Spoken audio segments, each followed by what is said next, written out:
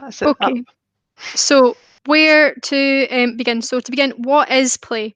This is a fantastic quote from Early Level Play Pedagogy Toolkit, which my computer kept blocking me from getting onto. So instead, I've got a hyperlink to the document Early Learning and Childcare in Highlands, which also references this quote. So play is multifaceted and hard to define. It can be fun and joyful or difficult and complicated. This is a challenge for practitioners as the act can be misinterpreted as being just play. The intrinsic value of what a child is actually doing and learning can be missed or ignored and therefore seen as less valuable. Adults may consciously or unconsciously place more value on tasks they plan and lead with predetermined outcomes. Practitioners across ELC and school settings may describe activities they plan as play, whereas a child may not see these as play at all. Play is therefore both a tricky word and a complicated concept to describe. So it's a hard thing to fully nail down for someone else. Instead, what I'd like us to try and do is to compile a list of what the qualities of play are. So we have a task for everyone here to do to begin. What we'd like you to do is to either, if you've got a smartphone device, to go into www.menti.com and use the code 3942192, and then a question will appear. If you want to go on to it on the device that you're watching this presentation on, you can go, there should be a link in the chat pane. It's worth noting that if you are watching this on the recording, it will be closed by the time you watch it. So this is just for the people watching this live. And once you've put the code in, or once you've gone to the link, it's going to ask you to put in 3 qualities of play. And this is so we get our ideas for our initial thoughts around what play is. So yeah, we'll be going into more depth about the nitty-gritty of play later on, but I think it's a good starting point just to get us all on the same page about what the qualities are we're hoping to see or promote within the activities we hope to be doing with our learners. So what I'm going to do is I'm going to go on to Menti just now. And hopefully we should start to see a word cloud appear of what everyone thinks the qualities of play are. So I'll just give you a moment to do that.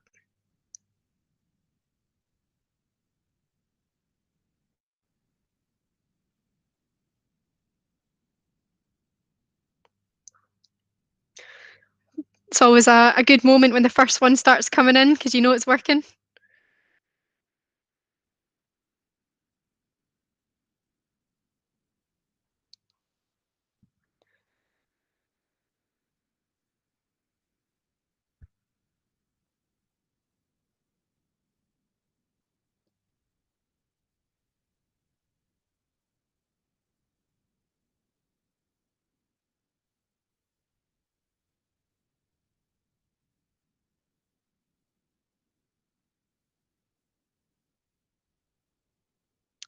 So we've got a few words coming through just now. Imagination, challenging, curious, exciting, child-led, self-chosen, fun.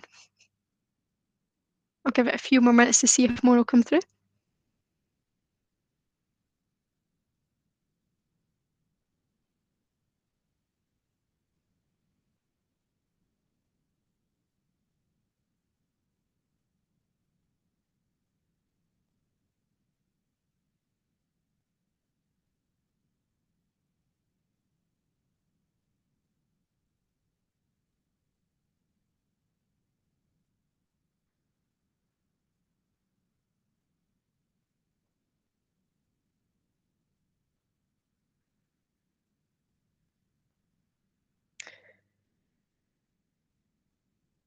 Okay, I'll leave this now, but I will leave this code open so that if more come in, we'll get all those results, and then that's something that we can share on our Twitter later, what the qualities of play are. So to go back to the PowerPoint.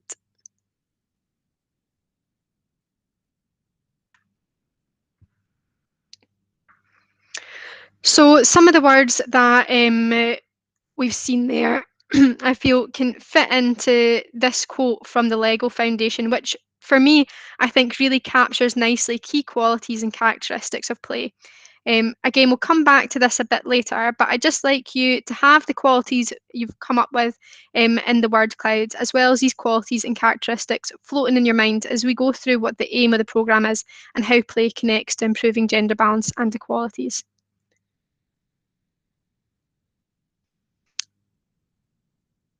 So really for this session, we just wanted to highlight straight from the offset what our key messages are.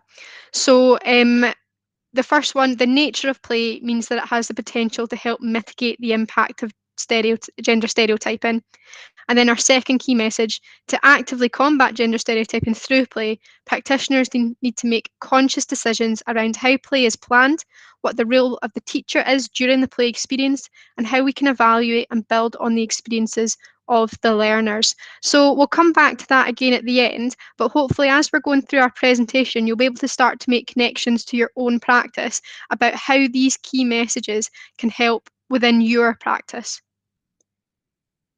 I'm going to hand over to my colleague Amy now to go through some information about gender stereotyping and unconscious bias. First, I'm going to come out and just mute myself so that you don't hear me.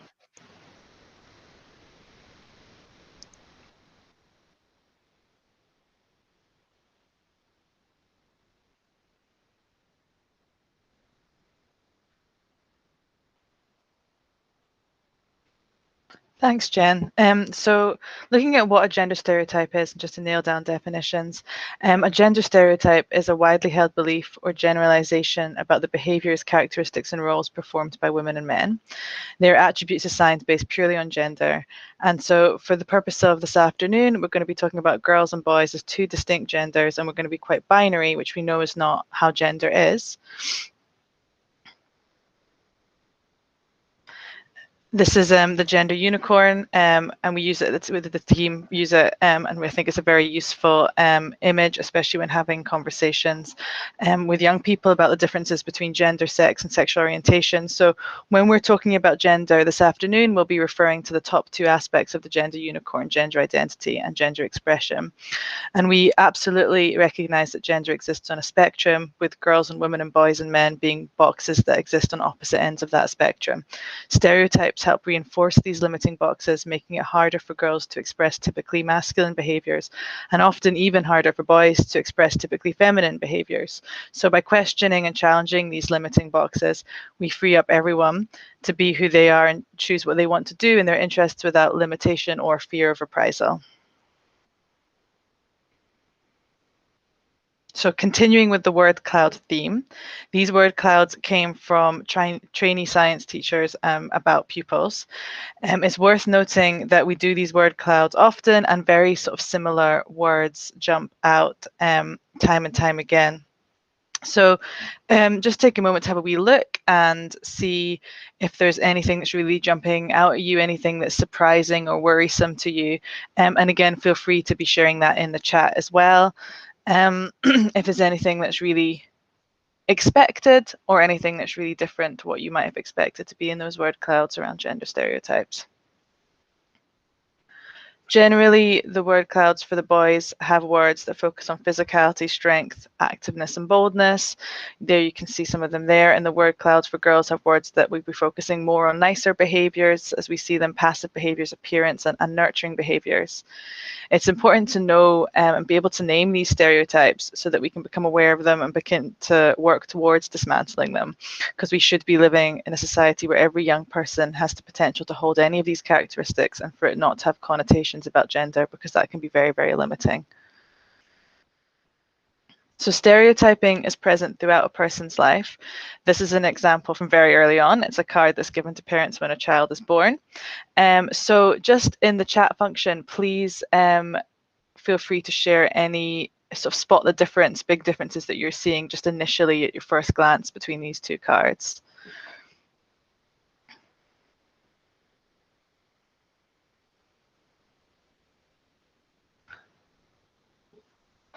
I'll give it a couple of moments for people to have a look. But yeah, just the big differences you see between the first card and the second card.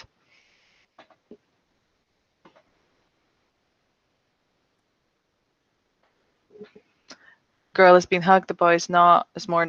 I'm just reading what people are saying now, just so everybody can hear, in case you can't see the chat pane. So there's more physical throwing play with the boy, absolutely, and the girl there's more cuddling and nurturing. Tough play for the right-hand side, which is the masculine one, and nurture on the left-hand side, absolutely, yeah. Flowers and pastel lettering, pink background for the girl. And there's a really succinct summary of dependent versus independent actually being, absolutely, completely agree, being displayed through these cards. So a lot of you will, thank you very much for your inputs there. A lot of you will know that these cards come from the story Guess How Much I Love You, which details a dad rabbit hare. I don't know the difference between a hare and a rabbit, but I'm going to go with hare, declaring how much he loves his child. And actually, the book itself is really great and going against a lot of stereotypes related to gender. But obviously, we can see that that's not the case with these cards. The stereotype being reinforced, as you said, with the girl card is more passive, delicate, and needing to be nurtured. The stereotype being reinforced for the boy card is that they're bolder, stronger, and can be played with a wee bit more actively. And the difference in these cards shows the difference in society's thoughts on how a parent should be interacting with a girl and a boy. The girl needs to be nurtured and hugged, and the boy needs to be swung around and played with. But we know that boys need just as much nurture and hugging, and girls need just as much swinging about and play, and that both types of activity are really key to a child's development in different ways and shouldn't be neglected in favour of one or other just because of gender. So go into the next slide. Thanks, Jen. Just beginning to continue looking at this journey of gender stereotyping through a child's life. These are some of the messages that children are getting from when they're really young. This data was collected on the run-up to Christmas in 2015 from adverts aimed at children, shown when children are likely to be watching TV. So you can see here that the boys one, the masculine one on the left-hand side, are on the whole more physical, more aggressive, and a number of the toys promote problem-solving opportunities, which might be connected to promoting spatial awareness skills later on. The toys aimed at girls are more about sort of creativity, imagination, social skills, and nurturing. So again, just the amount of information that children are getting around what they should and shouldn't be interested in based on their gender is really huge. If we're happy to jump to the next slide, please, Jen.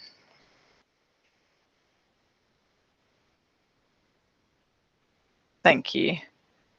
So in societal terms, just to take a step back, looking at why improving gender balance is so important, these are some of the impacts of gender stereotyping and some of the reasons for making sure we do dismantle gender stereotypes so that children and young people can feel empowered to land anywhere on that gender spectrum. The impact applies to all and is short and long term. So here are just some, and some of these will be known to you, some of these might be a bit surprising. And again, when we sent out the PowerPoint at the end of the session this evening, the references for these stats are in the PowerPoint, so you can have a look at them. But you can see how that journey perhaps of boys being given less opportunity around nurture and around play to do with nurture might relate to this 38% of dads having to lie to their boss and take time off to spend with their children. That idea of masculinity not aligning with nurture, just as one of the examples pulled here. So are you happy to jump to the next slide, please, Jen? Thank you. So we do treat boys and girls very differently based on their gender. And I think that's because some people do believe in gender stereotypes, or at least partially believe in them enough for them to have an impact, but also because even if we don't subscribe to gender stereotypes, sometimes the gender stereotypes that we were raised with, that we have sort of been informed by us throughout our lives, will be impacting how we interact with children and young people on an unconscious level as well. So I'm going to talk a little bit about how gender stereotypes and unconscious bias relate to each other now.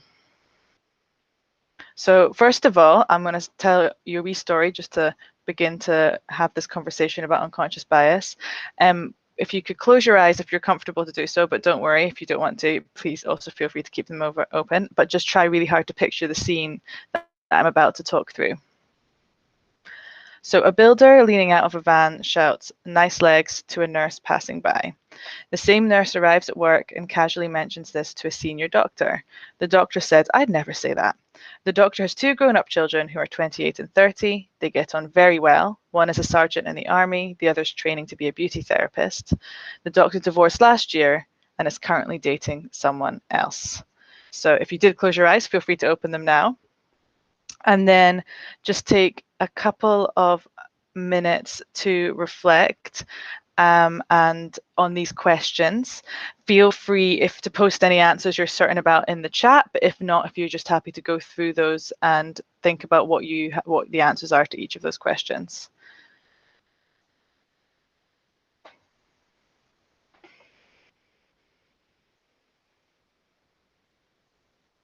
I'll just give everybody another few moments just to have a look.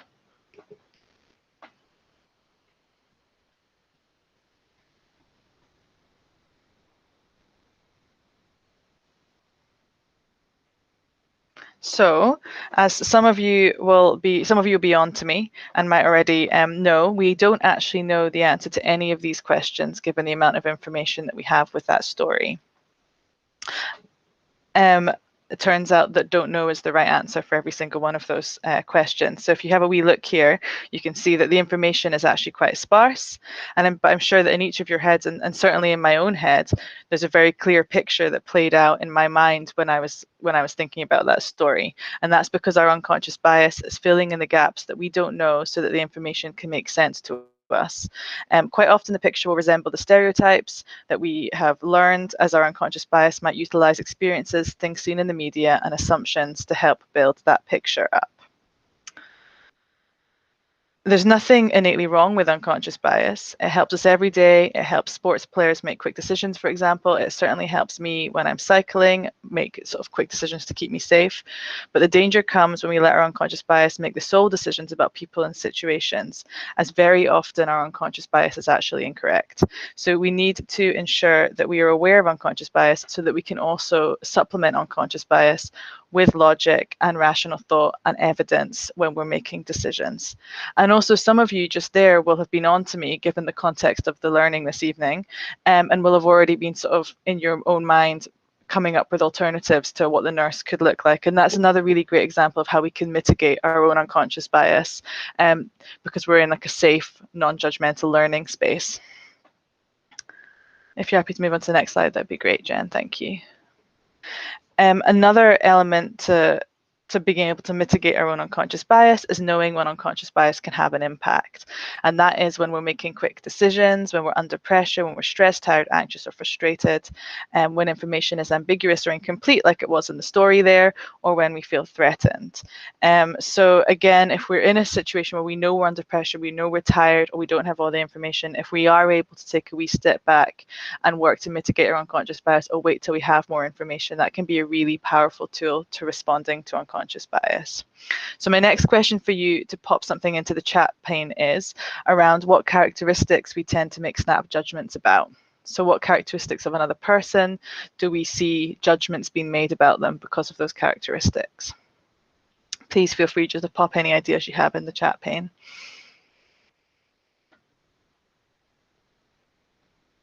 So career choices, absolutely, that's one.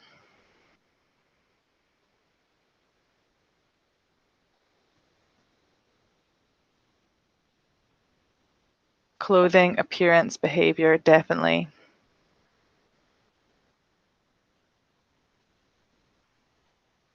And when we start doing this, when we start sharing ideas together around what attributes we make snap judgments about, it becomes really clear that there's so many different ones as well, which can be quite startling.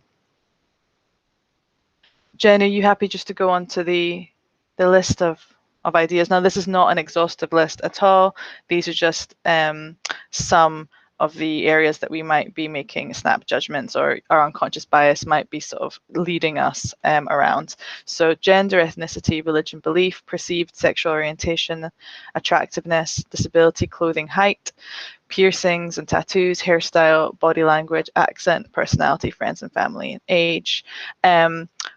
I think also it's an interesting point to think about the fact that these attributes can change slightly depending on who it is we're talking to. I was doing this exercise with young people 2 weeks ago, and they made the point that for them, appearance, hair, clothing, and weight were really important ones in terms of what people were making judgments around. So again, I thought that was a really interesting point that was being made by the young people we were working with around what seemed to be important for them in their context. So this is the Allport scale of discrimination, and it leads us through how what might be seen as harmless words can become something really quite damaging, and the impact of language. It was originally created to depict the progression from racial discrimination to violence, but it can be used as a tool to highlight the link between any kind of discrimination, inequality, and the potential impact. And Scotland is often used to link gender inequality to gender-based violence, for example, when we see it in examples in the Scottish context often. So Jen, if you're happy to start at the bottom and pop in a wee example there. So just these are examples that could be something that we see in our own context. Here's one of you overhear a granny saying that we boys are all bullies. Or another example would be during imaginative play, one of the children suggests assigning goody roles to white children and baddie roles to black and minority ethnic children. Or you overhear a 4-year-old boy saying something like women are bossy. And again, these are things that we do here and that we know that will be happening sometimes in the settings that we're working in. If we're happy to go to the next one. Avoidance, again, something that can happen really young, and we can see really young children, acting through avoidance. So this is examples here are a new mum at the nursery gets on well with the other mums, but when she mentions her wife, they start avoiding her. One of the staff invites all the parents and carers to help out with some gardening tasks, except for the dad who uses a wheelchair. And then going up to that layer of discrimination, a toy catalogue labels its section girls' toys and boys' toys.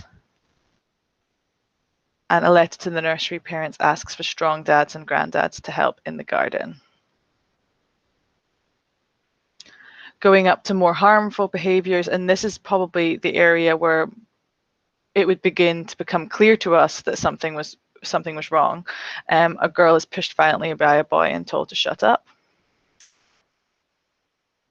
And if we look at the broader societal inequality, structural violence, an example here could be the way women are treated around adultery. And again, if we were to look at the Scotland's strategy for the prevention and eradication of violence against women and girls, absolutely this case is made and well evidenced between the sort of standard gender inequality and gender stereotypes we see right at the bottom, and then the really harmful impacts on health and well-being of all people by the time you get to the top of this scale. Thanks, Jen.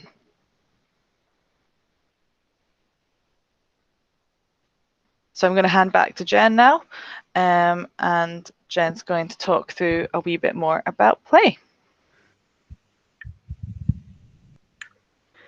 Okay, can everyone hear me? Yep, I can hear you. Excellent. So we thought it was really important to paint that picture of what is gender stereotyping and what is unconscious bias and how it might connect just in wider societal terms, so that when we get to this part about play, we can start to think about how play connects to gender stereotyping and unconscious bias. And so why does play have the potential to help mitigate the impact of gender stereotyping? In this section, we'll be looking at the characteristics of play, types of play, and the role of the teacher. So, as I said at the beginning in the first quote, these are 5 characteristics laid down by the Lego Foundation that they've identified as being 5 characteristics of play. And I think a lot of the qualities that were identified in the word cloud earlier could fit into these headings. It's worth noting that not every one of these 5 characteristics needs to be included in equal measure in every play activity that we plan and that our kids do.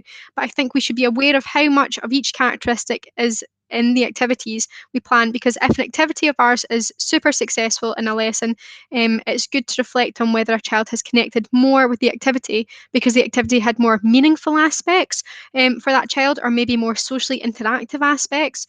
So when we come to considering future activities involving that child, we're more aware of the reasons behind why we've made the choices we've made, and then we're able to communicate those reasons to others.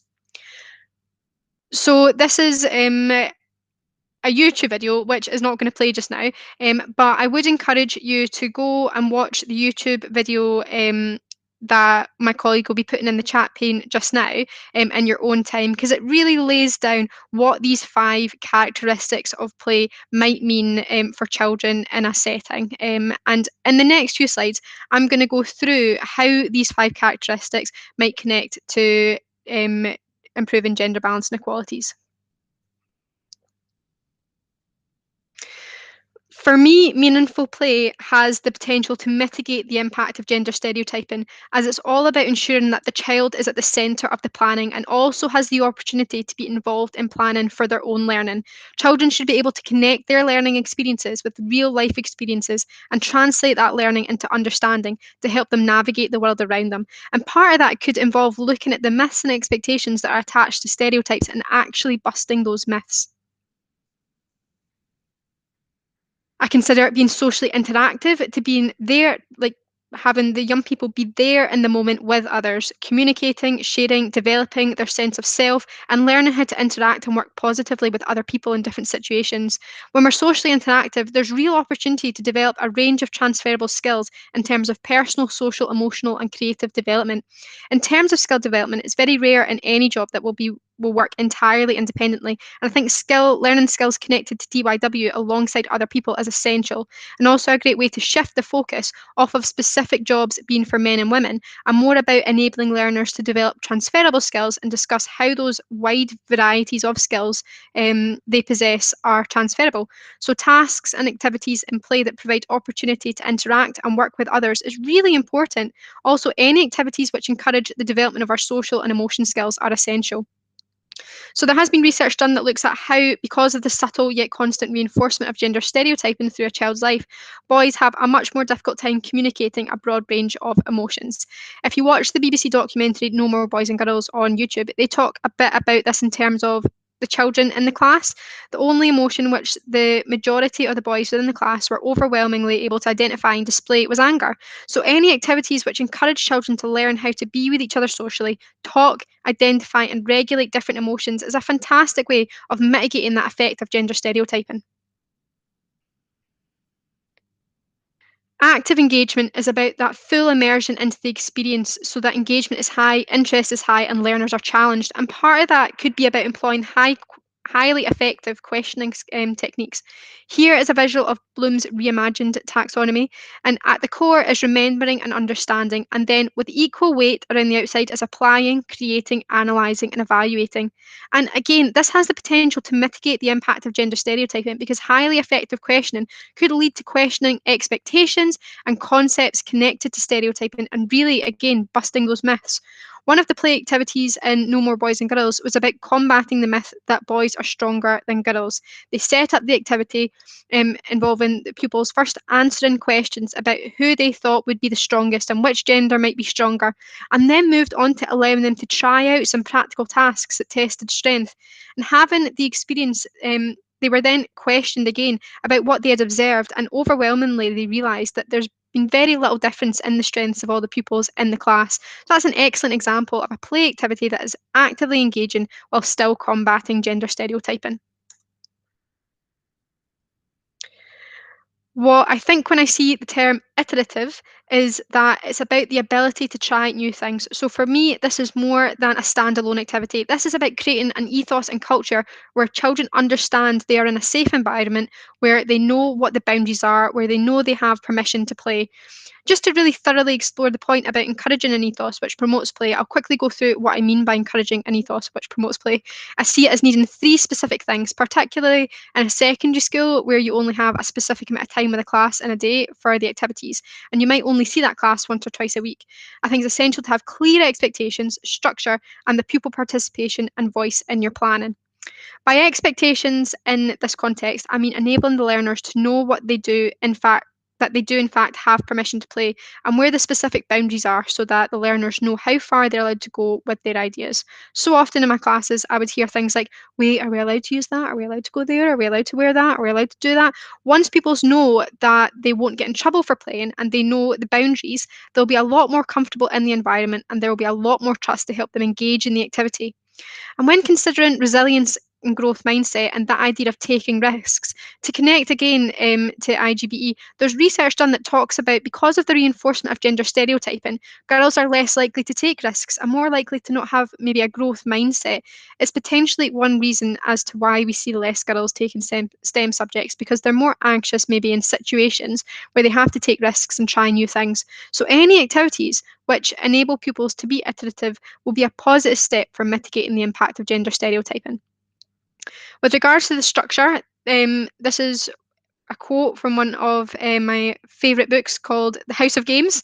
It's a games book, and it says creative adults need structures to funnel their creativity. It is a characteristic of the relationship between freedom and structure that an increase of rules does not necessarily give you less freedom.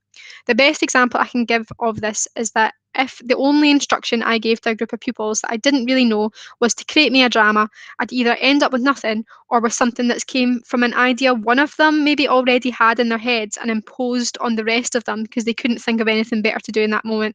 However, if I said to them, create me a drama that takes place in a forest in which two of you bump into the other two, I'd be much more likely to get something that has a lot of potential for creativity. And what's more, it would probably be something that they had created together rather than one person taking the lead and dictating to everyone else. For me, some sort of structure needs to be provided for older children until you've created an environment where pupils feel able, confident, and comfortable to participate in play without feeling judged negatively. If you have younger children, or used to play, or even dependent on the activity you've planned, then there might be less of a need for structure in that rigid way. But I think it's still worth making sure you give thought to it and when considering creating an ethos that promotes play. And I think it's really important to mention pupil participation and voice at this point. When considering children's rights, children should be involved in the planning and discussing their progress and assessment. However, in those beginning stages of the class, there might only be a little bit of input, and with more time given to building trust and building that relationship with your learners, there might be more opportunity for there to be more and more input as you go. Considering all of these things should help contribute to that ethos of promoting play, which will create better conditions for learners to get that the benefits of participating in play and go towards combating gender stereotyping. Um, so for joyful, to quote Kyle Snow, an early childhood educator, play, it brings joy. It is within this context that learning can occur. This doesn't mean that play has to be all laughing and happiness. There can be joy in participating in a challenging task or making a serious discovery. For me, the joy aspect is about being completely in the moment, absorbed in the activity. The majority of play that's happened in my classroom involves playing with others, and that's another big part of it, I think. It's the joy of the togetherness and feeling a sense of belonging through having a shared, positive, joyful experience. And when you're in that moment and vibing off that positive mindset, that's when you'll be more open to trying new things, give challenging things a go, maybe make a mistake and have the resilience to try again, and really giving yourself that best chance at learning. Under joyful, practitioners will be much more likely to be able to successfully pull out the other aspects that will go towards actively combating gender stereotyping. So now that we've discussed some characteristics of play, we've got to think about what that might look like in terms of what that might mean for the different ages and stages. So as I said at the beginning, I think it's massively important to understand what is happening in early and first level. Actually, I don't think I said that, but it is massively important to understand what's happening at early and first level, as that is the foundation we want to build on with all of our children, regardless of what age or stage they're at. Realising the ambition has a focus in play on interactions, experiences, and spaces. So the activities around play that happen at early and first level are really focusing on building those communication and social skills, making connections to the world, and ensuring there are opportunities to explore areas of the curriculum in different environments. So we'll be talking more about what opportunities there are for reflection within interactions, experiences, and spaces for all ages and stages around gender in a bit. To build on that, there's a whole range of play types that might be utilised to help explore interactions, experiences, and spaces. And these things can be used across all levels. So I got this list of types of play from the Play Types Toolkit, bringing more play into the school day. And I know there may be other types of play not mentioned, but I think this list does capture key play we might see in a school. Another book to signpost people towards is Play-Based Learning in the Primary School, which talks about different types of play. And if I could also signpost the Scottish Educators Connect blog post, which involves practitioners reviewing the different chapters within that book. I thoroughly enjoyed reading both the Play Types Toolkit document and the Play-Based Learning in the Primary Schools book and the blog post. And so if you are looking for something more to read there, 3 excellent choices. And again, loads of potential in these types of play to bring the elements of the 5 characteristics and begin helping learners actively combat gender stereotyping. And then to continue onwards, we might start to explore further types of learning through play that might be more of a first choice for those with older primary pupils and secondary pupils. And it would be very tempting for me to explore what these different things are in this presentation, but I'll leave that for you to do in your own time, in particular if you work with children in the upper primary or secondary. So definitions and examples of these things can be found in the Learning Through Play at School document, which should be getting posted in the chat just now. And the document really goes through what the 5 characteristics of play look like in terms of these types of learning through play activities, so that connections can start to be made about opportunities to address gender stereotyping. So another point for me to highlight is that all these things is for us to recognise that play can and should be done at every level, and we need to be finding ways to ensure that it's actually getting done at every level.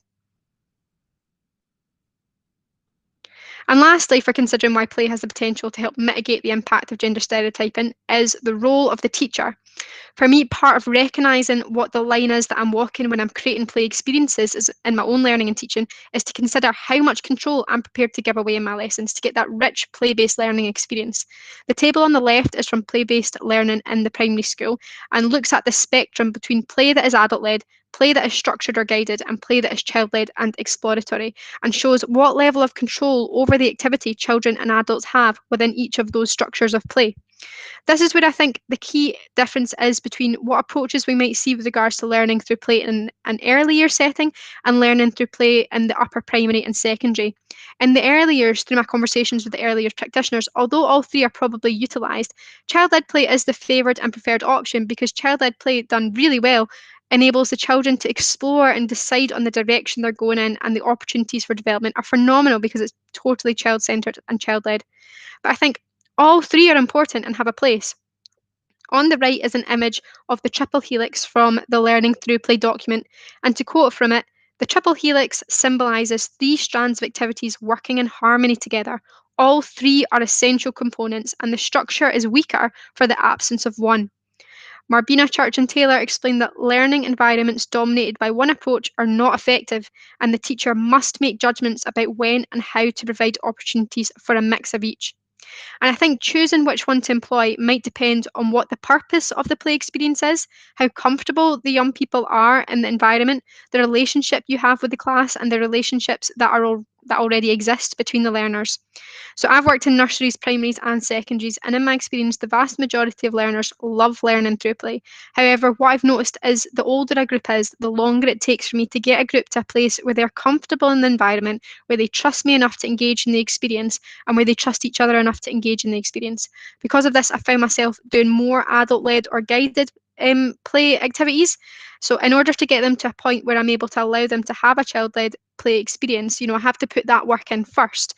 Um, Part of it is the comfort and trust elements, but I think as children get older, another part of it is that they've forgotten how to play with each other, and they've gotten used to that format of being given a task and there being an expected outcome that they know they need to achieve from that task. So unconsciously, they maybe are a bit wary about launching fully into tasks where there isn't a clear intended product or outcome to work towards. So this requires us to help older children rediscover and develop those skills needed to engage in play so that they can access that rich play experience. So considering what your role is essential when considering the potential to mitigate gender stereotyping. We don't want to be letting learners reinforce stereotyping behaviours and gender policing each other during child-led experiences. But we also don't want to constantly be giving them answers without giving them the opportunity to figure things out for themselves. So deciding on the role of the teacher for each play experience will be really, really tricky. And hopefully the next section will provide you with opportunities to reflect on different paths you might go down in terms of considering how to consciously make decisions around how play is planned, what the role of the teacher is during the play experience, and how we can evaluate and build on the experiences of the learners in order to actively combat gender stereotyping. So in this and the next few slides, we're going to be looking at preparations for play in terms of activities such as games, improvisation and discussion-based tasks, interactions, experiences and spaces. And what things we might want to consider and reflect on in terms of how we might approach preparing for play and ensuring gender stereotyping is mitigated within those areas. So, laying the groundwork for play by providing opportunities to get to know and build relationships with the learners, as well as help them develop those skills needed for play. So, it's essential we do lay that groundwork. I mentioned that trust needs to be built between practitioners and learners, between the learners themselves, and skills need to be rediscovered and developed to enable learners to richly engage in play opportunities. So just quickly on the value of games. Games can prepare children for play activities, promote playing together, establish comfort with the activity and trust within the space, focus on the development of a specific skill, and re-establish connectedness between everyone in the space. And also gives you a quick joy hit and brings energy and laughter into the space. Um, Games were always a key part of my lesson plans. With all my BGE classes, I used to do the register and then spend the first 5-10 minutes of my lesson playing a game. Mostly the games were carefully chosen and actually helped reinforce the skills the learners would need for the main task of the lesson. Sometimes the game would be themed, again, to tie in with what we'd be moving on to, and on occasion the kids did get to choose what game they wanted to play at the start. For me, because my lessons required the learners to work together and communicate well, I found games really helped improve relationships between the learners, and as a result, I had less group work issues. Um, so yeah, and it is really important to develop those skills. And if you do a task, for example, that some learners, you know, in the room might have low levels of self-efficacy, a game is a great way to improve chances at participation and increase levels of self-efficacy, as the game is an opportunity to develop the skills needed for the task in a safe and fun way. So I used to have a number of boys who would be quite reluctant to share, and I really think games help them feel comfortable enough to share their thoughts. So something else I've really focused on was doing a mix of improvisation activities and discussion-based tasks.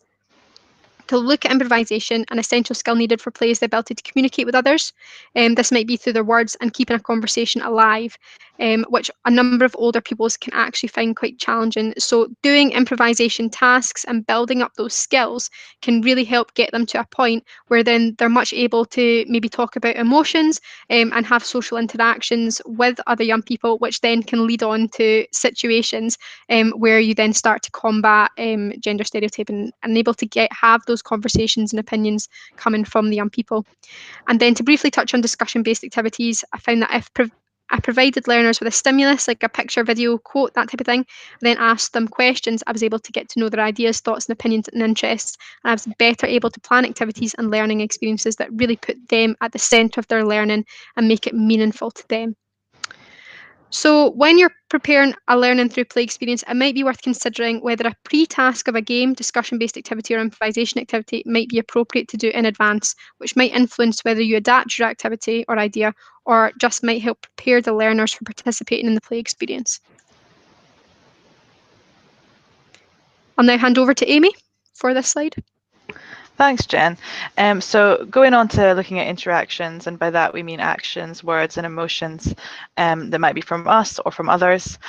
Here we have an example of some phrases you might often hear, sometimes perhaps said by colleagues or children and young people in a classroom or early learning and childcare setting. I'm going to read out each phrase, and as I do, please just take a wee moment to consider in your head whether that's something you hear often perhaps, and whether you think personally that phrase is okay or not okay. I won't ask you to share, just to reflect on by yourself. So the first one is, I need 2 boys to move this. The second is, boys need clear boundaries. Must be a woman thing. Go and help her move that. Such a girl. Boys are better problem solvers. Girls are more creative and helpful. And finally, man up, which is, I think, something that we all unfortunately hear quite often still. So these phrases are things that are often said. Some of these phrases are examples of everyday sexist language, perhaps like man up and must be a woman thing. Some of these examples are phrases that use gendered wording. Now, obviously, the context is important to understand whether these phrases are okay or not okay to use. But I would argue that by using gendered wording, we are continually highlighting gender unnecessarily. And what that does is reinforces the fact that there is a difference between these two genders of people, two groups of people. So the question would be, why is gender always our default when addressing groups? And could we consider another way to address a group of people that's not creating this divide? Language and the way we react within situations can either go towards reinforcing or breaking gender stereotyping behavior. Reflection is a massive part of working with children and young people. It's important not to beat ourselves up for the times that we do slip up and do use gender stereotyping. I know that I do it sometimes, but it's important to reflect and then consider what we might do next time and try to put that into practice. It might take a bit of time, but it's the only way that we'll continue to address that unconscious bias with regards to gender in the way that we speak and interact. Because of how socially interactive playing is, there are also so many opportunities for a wide range of interactions to take place, and it's our role to be monitoring these and challenging and using high quality questioning when we come across language that could be either sexist, misleading, or just unnecessarily dividing genders. Thanks, Jen. So our unconscious bias can have a massive impact on how we interact with people in very subtle ways. This was an observation activity that found that girls and boys were being criticized for different things and praised for different things. So overall, girls were criticized more for their work content and praised for good behavior and effort. Boys were criticized for behavior, but praised for work content, ideas, and processes they went through to solve the problem and their understanding. So just thinking about Carol Dweck's work around fixed and growth mindset, you'll notice that the boys are getting praised for task and process related, and they're looking at the processes we go through, the skills we use to solve a problem or achieve a task, and this helps to promote that growth mindset. Getting praised for effort and behavior doesn't help to develop the growth mindset we need for when we get to a problem that we don't immediately know how to solve. So effort is required to achieve these outcomes, and we should still feel we can praise hard work and effort, but it's worth also ensuring we're commenting and praising the specific problem solving processes or learning techniques that children and young people are using and have gone through, as that's where the understanding comes from, and that's where a child or a young person needs to, that's what they need to employ when they get to the next problem. So in our interactions with children, it's worth being really aware of what our feedback is and what we're actually saying to them when we do interact with them. So hand back to you, Jen. Thanks.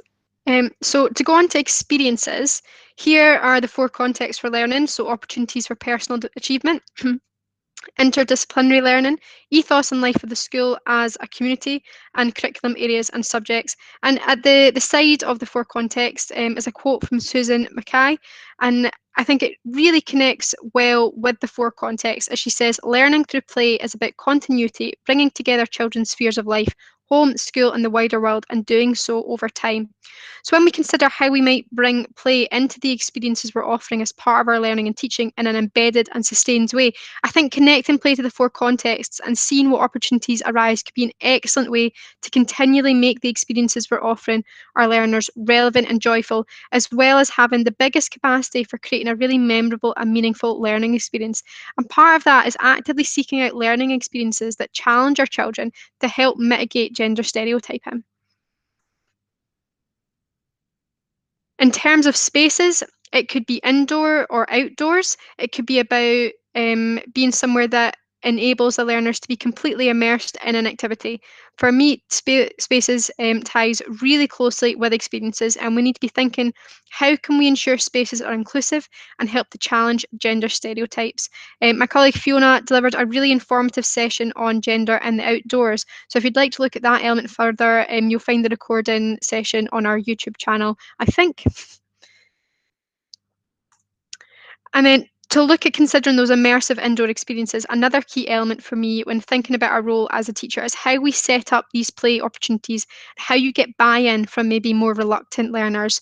The aim is to ensure your children and young people will want to be involved. And play is supposed to be fun, not a chore, unless the imagination of the learners are quickly captured, the activity may fall flat and no children will be motivated to be fully engaged in the playing or learning. In my experience, the way you present an activity can have a massive impact on the engagement and enthusiasm in the space. And I used to utilise the concept of having a hook, lure, or fascinator to introduce a new unit of work or activity.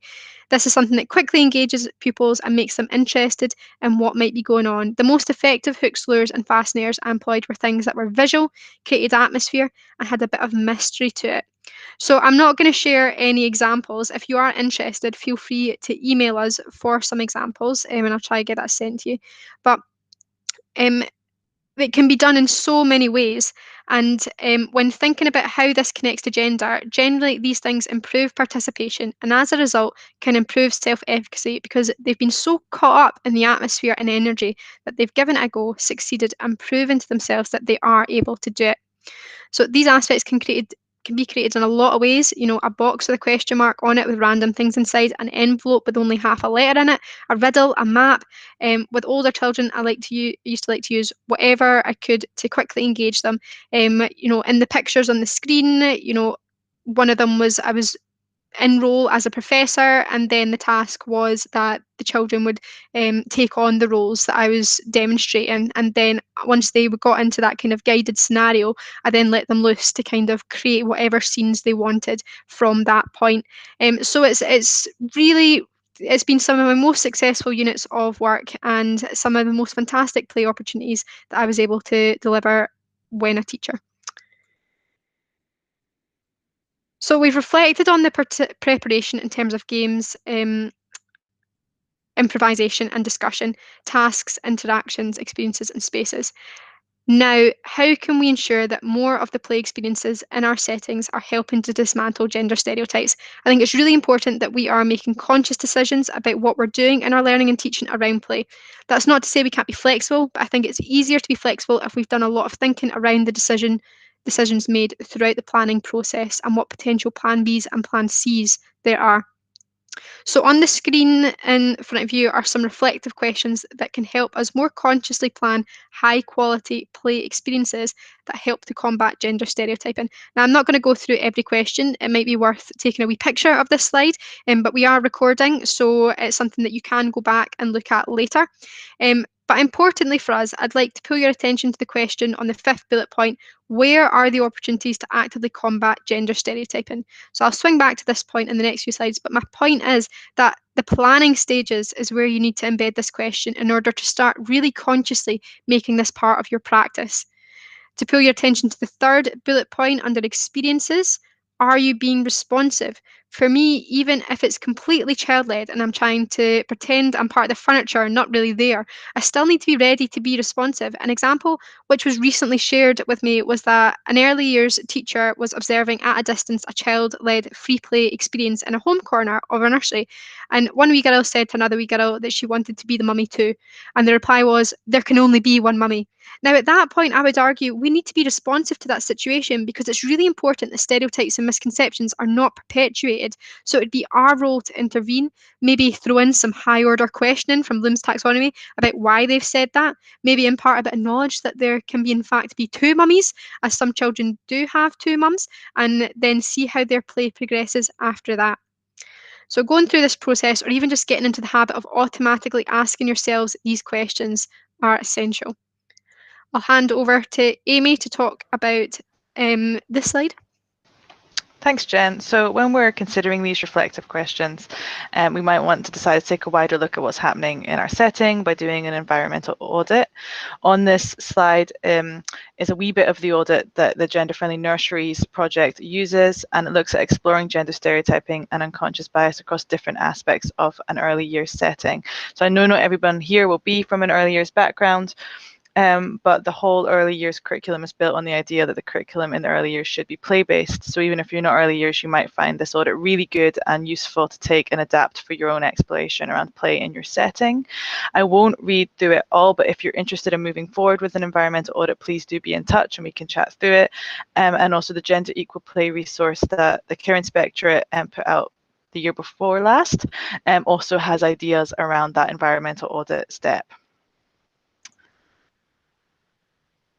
If you're happy to move to next. Thanks, Jen. So here are some prompt questions for us to consider when exploring our own unconscious bias around interactions. Do you use gendered words unnecessarily? Could they be swapped out for something else? And boys and girls, could we say folks? For example, do you challenge and unpick offensive and sexist language with children and young people when you hear it? Do you feel like confident to do so? If not, what would help you feel confident to do so? And do you interact with different gendered children differently through your words or actions? If you would like to, we can share an interactions mapping sheet that again can just help you unpick how often you're interacting with children and if that's gendered as well. So some of this is just taking those first reflective steps and beginning to see how this might be playing out in your own practice.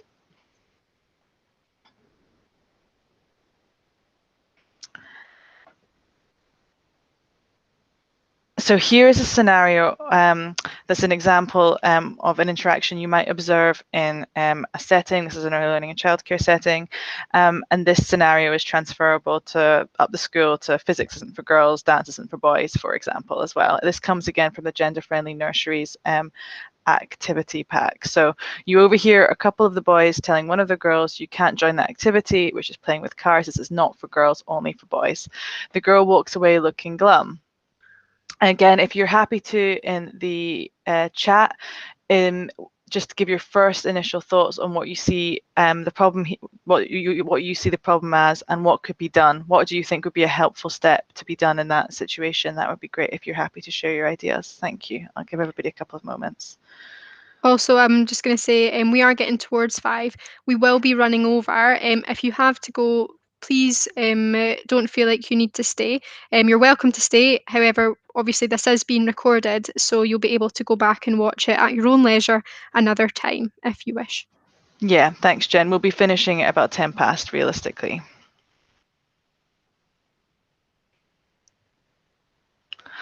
Jen, would you want to jump to the next slide just in terms of timing? Just keep things moving. So what's the issue here? The girl is told that her gender limits what she can do and what she can play with, and if unchallenged, this can suggest limits for all children, including limits for boys in other ways in terms of what they might be able to play with as well. What could be done is exploring why they think it's just for boys and for girls, explore their perceptions of roles of girls and boys, ask a bit more about what that looks like to them, involve girls involve the girl in the conversation about parts they play with and what she would like her role to be. Select non-gender stereotypical resources, books, toys, visitors, etc. to exemplify this point of toys being for all children. And then long term, you might want to consider how resources are laid out. Can themes be mixed up so that things aren't segregated with, for example, block play over here and then a home corner over here. And then in terms of what might make the situation worse, redirecting or assigning the girl to a stereotypical role or activity. So saying, would you like to come play in the home corner instead, which might make her feel better in the short term, perhaps, but could have really more harmful impacts long term as well.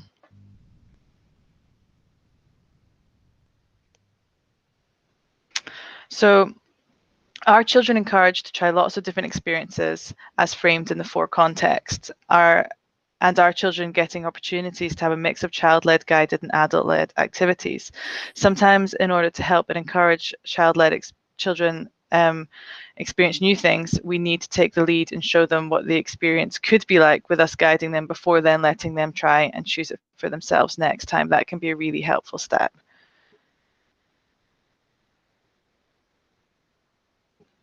In terms of spaces, there's lots of practical things to consider. Here's a case study that looked at how a setting adapted their space to consider combating gender stereotyping. This is from the Gender Equal Play resource that I mentioned earlier that a lot of you all know very well, that the Care Inspectorate put together. So this is around supporting imaginative play. The setting found that changing the dressing up resources to a range of materials had supported less gender segregated play and allowed children to be much freer and much more creative. Previously, they would have had ready-made tabards and outfits, which sometimes seemed to limit the children, and having a range of textures and colors allowed children to pretend to be a much wider range of characters without gender restrictions. Colors were less and less associated with gender, and children were encouraged to take on a range of roles. For example, boys were much more likely to wear pink and to make princess outfits as part of their imaginative play. And these choices were supported equally by practitioners. So changes to the outdoor area also led to children enjoying a broader range of options. Previously, many of the toys available were plastic and were perceived as gender specific by the children, such as prams and hoovers. They changed and swapped these out for wooden tubs with wheels on them, which allowed the children to decide what they would be. And this has allowed boys and girls to take on a variety of different roles and not be limited in their play. Previously, some of the boys may not have played with the prams, but were very happy to use the tubs in a range of ways, including around nurture play. Girls too were similarly much more freed up and enjoyed the more active play options made available to them. The setting identified that the changes helped them to support children to develop their curiosity and imagination. They also prioritized work to help parents and carers understand the changes and the benefits for their children. At first, parents and carers were wondering why many of the toys had gone or changed, and the setting spent a lot of time bringing parents and carers on board and helping them understand the real benefits for their children. For example, the fact that when children are freed up to play imaginatively, it helps them acquire speech and language skills as well as having fun. Thanks, Jen. Are you happy to go to the next slide? Thank you. So this is an example of countering self-selection in play that comes from our pilot. So again, in an early learning and childcare setting, they were aware that block play area tended to be dominated by one group of boys specifically, and decided to carry out a short piece of action intervention research to see what would happen. So they put pink into the block play area using anything they had to hand, such as feathers, beads, ribbons. So they weren't using any additional resources for this first piece of intervention. And it wasn't intended as a long-term arrangement. It was more an experiment to see what would happen. And the impact was that boys were really quite horrified and refused to go in. Girls began to explore the area in a way they previously had not. And this highlighted the degree to which gender stereotyping and expectations were already really embedded in young children's thinking. And this stimulated further discussion amongst staff. They're now trying less overt ways to challenge the dynamic of other areas, because, putting pink in one area is not a long-term solution, and it could be seen as slightly reductive to use a stereotype to counter another stereotype. But it was the first step in a really important journey. And staff are now exploring ways to encourage boys to engage with literacy and verbal skills, and they're more aware of their own unconscious bias, and they're proactively sort of challenging children with these high quality questions when that comes up as well. Thanks, Jen. Cool.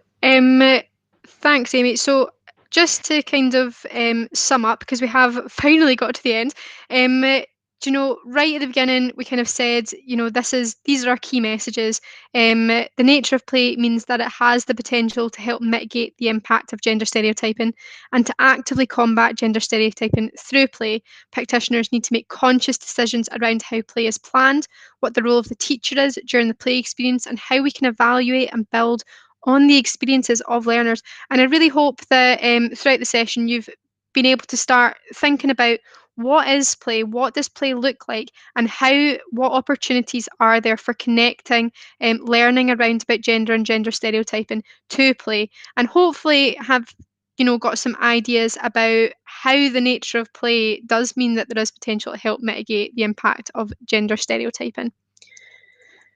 So we have a variety of resources available on the National Improvement Hub. If you go to that link, around about gender stereotyping and unconscious bias, and also you have our contact details. They're put in the chat pane right at the beginning. If you've kind of watched this presentation and think, do you know what, I would really love some more of an input to other staff in my setting, contact us. That is something we do. We do deliver professional learning to settings, to groups of staff. And so yeah, feel free to get in touch. And then if you would be so kind as to fill in our evaluation form, we'd really appreciate it, because the evaluations really, really influence our future sessions around about what we might do and how it's been received. So please go and fill in that evaluation. Also feel free to follow us on at @IGBE or myself at HoddersJ. Yeah, I think we'll end the recording now, and we will stay online for a bit if there are any questions. So we'll just wait until the recording